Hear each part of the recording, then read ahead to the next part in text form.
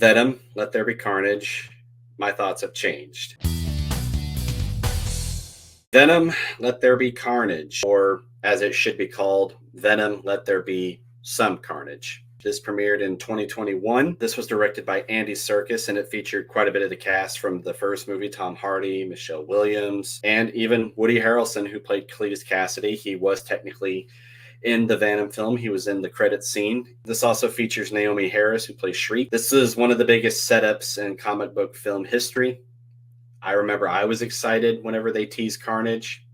A lot of people were excited because Venom and Carnage, again, are very crucial characters, not only to each other, but to Spider-Man.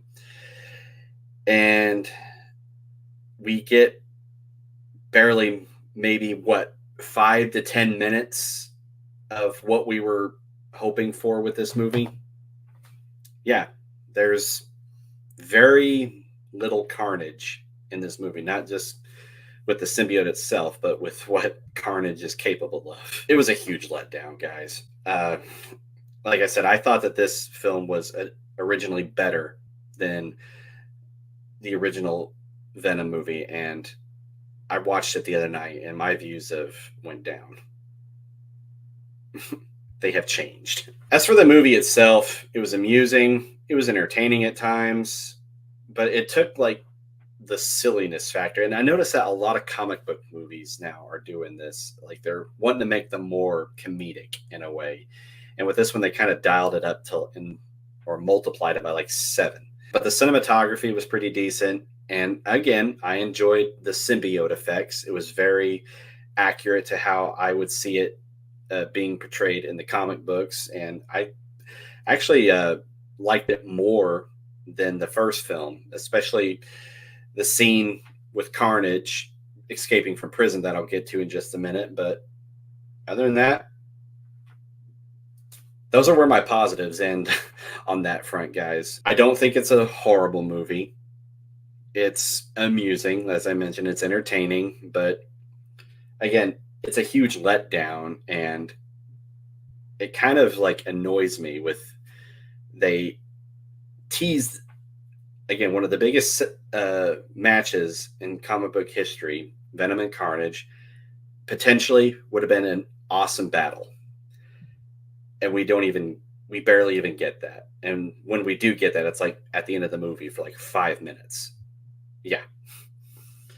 Most of this film was focusing on that silly subplot between Eddie and Brock's bromance, roommate drama, if you will. Eventually they separate, and it's just, what are we here for? Why are we watching so much of this? This is not what we wanted to see. We want to see Venom and Carnage fighting, or we want to see, Carnage create mass chaos. I'm going to be honest with you. Carnage haunts my nightmares. Out of all the villains, he's the one that I would be scared of the most. If you were to put me in an alleyway and there's 2 ways out, on one end there's the Joker and on one end there was Carnage, I would be running towards the Joker because I would feel safer with him. I didn't feel like that when it came to this Carnage. He was, again, just like my complaints with the first film, he was very, very tame. He was toned down. He didn't really live up to his name. From what I've read when it came to Carnage, he is a psychopathic, menacing force to be reckoned with. And it didn't show that as much as I was hoping they would. And again, I kind of felt like if this film took different directions, especially when it came to focusing on certain subplots, or I kind of felt like it would have been a better movie. And again, this definitely should have been a rated R movie. I know it was catering to a PG-13 rating, just like the first one was, but this one definitely did not need to be a PG-13 rated movie, because I kind of felt like if you were to make it a rated R film and focus on the potential that Carnage and Venom could have created, then it would have been a so much better movie. I first saw Carnage in the Spider-Man 2000 PlayStation video game. Do you guys remember that one that came out near 2000? That was my introduction into Carnage, and he freaked me out. That fight scene with that very menacing, ominous music, that freaked me out. And ever since then, he became a villain that would haunt my nightmares. And he just he didn't live up to what I was hoping. I know I sound like a broken record when I say that, but it's just there was so much potential for this to be a very epic comic book movie featuring two very popular epic comic book characters, and we just got 5 minutes of it, and Carnage was just taken down just like that. I mean,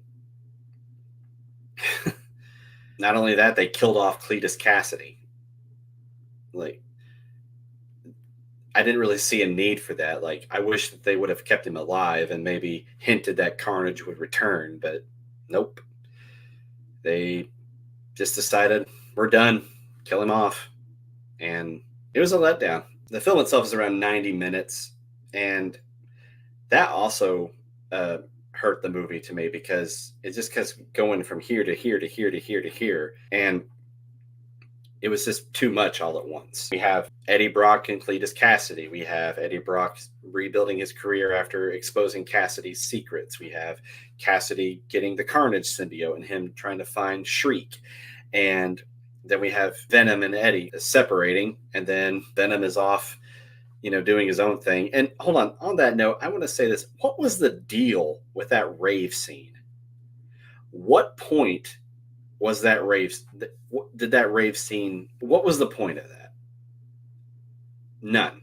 Literally no point for that scene. And I was like, why are we here? Why are we watching this? Like, why are we not seeing Venom and Carnage fighting?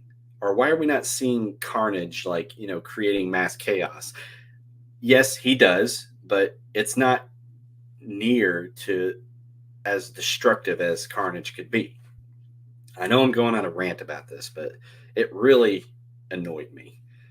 There was no purpose for that rave scene. I didn't even think it was funny. I just think I thought it was a waste of time, if I'm being completely honest. Pacing was pretty bad, and it was just trying to get us to the whole movie itself was just trying to get us to the mid-credit scene where we see Venom being brought into the MCU and him realizing that Spider-Man is on TV. As far as the acting goes, it was fine. I mean, it wasn't worthy of any Oscars. Tom Hardy, I thought, did just as good a job at playing both Brock and Venom and interacting with each other very well. Woody Harrelson as Cletus Cassidy, I thought was okay. Again, it was very contained. It didn't really live up to what I think Woody Harrelson could have done for the role. And on that note, I didn't like the symbiotes' voices, especially for Carnage. Carnage, to me, sounds like what Venom should have sounded like in this film, because I have issues with how Venom sounded in this film, and I'll get to that in just a minute. But it was very low-pitched. It was very more serious. And what was the deal with Venom's voice? Like, I don't know if you guys noticed, but it really changed since the first movie. Like, it was more menacing in the first movie, and in this one it was more comedic, and in the second one it sounded to me like the Cookie Monster had laryngitis or something. Overall, Venom Let There Be Carnage wasn't horrible. It was amusing. At times it was entertaining. The symbiote fight scenes, what little we got of it, were okay. And the effects were very well done. Cinematography was pretty good. But overall, it was just, the story itself, again, was very contained. It was a huge letdown, guys. I'm going to give Venom Let There Be Carnage, at very best, a C-.